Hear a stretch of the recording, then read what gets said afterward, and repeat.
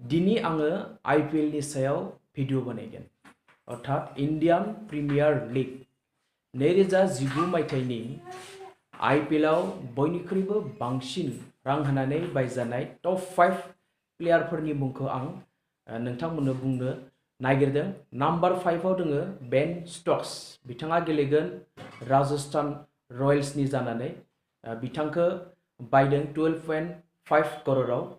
Number 4 आव दङ rishabh बिथाङा दिल्लीजों जानानै गेलेगोन बिथांखौ बायदों 15 करोड़आव। बेनि उनाव नाम्बार 3 आव दङ रोहित शर्मा। रोहित शर्माया मुम्बाइ इंडियन्सनि जानानै गेलेगोन बिथांनि जा रां बिथांखौ बायदों 15 करोड़आव। बेनि उनाव नाम्बार 2 आव दङ MS धोनी अर्थात महेंद्र सिंह धोनी। बिथाङा चेन्नाई सुपर किंग्सनि जानानै गेलेगोन बिथांखौबो बायदों 15 करोड़आव। आरो नाम्बार 1 आव दङ विराट kohli 17 करोड़आव बिथांखौ बायनाय जादों।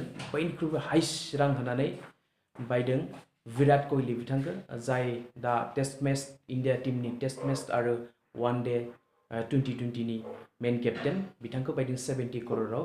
बिथाङा रॉयल चैलेंजर बेंगालोरनि जानानै गेलेगोन सासे भारतनि जोबोर स्ट्रं बैट्समैन टेक्निकल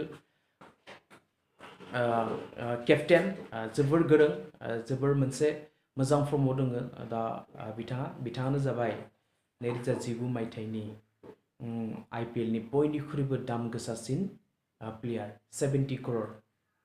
बेबारनि IPL आव जोबोर गुबुन हादोरनि दामि प्लेयारफोरखौ गुबुन टीमफोरा बायनाय जादों बेनिखायनो बेबारनि IPL आ एसे जुदा जागोन। नायनानै मोजां मोनगोन नायनानै मोनसे स्ट्रं डिसिसन लानो हागोन जे जोंनि बर'फोरनि गेजेरावबो सोरबाफोर जुदि क्रिकेट गेलेनो लुबैयोब्ला क्रिकेट गेलेनानै सासे मोजां प्लेयार जानो हागोन। जोबोर खस्थ' खालामनांगोन क्रिकेटआव इंडिया टीमाव जुदि सीट मोनोब्ला जोबोर खस्थ' खालामनांगोन। महेंद्र सिंह धोनी मोननिख्रुइ बांसिन गोरों बैट्समैन जानांगोन बांसिन गोरों जों गावनि पारफरमेंसखौ दिन्थिनो हानांगोन आसाम रणजी ट्रफिजों जानानै। बेनिखायनो आं खावलायो सोरबाफोर बर' प्लेयारफोराबो उन्दैनिफ्रायनो गेलेनाय सासे मोजां क्रिकेट प्लेयार जानांगोन जाहाथे इयुनाव थांनानै जोंनि बर'फोरनि गेजेरावबो सासे मोजां क्रिकेट प्लेयार ओंखारो। ISL आव जुदि फुटबल गेलेनो जोंनि बर'निफ्राय जुदि मोनोब्ला IPL आवबो मोनगोन बेनिखायनो जोंनो गोनांथि नाजाय।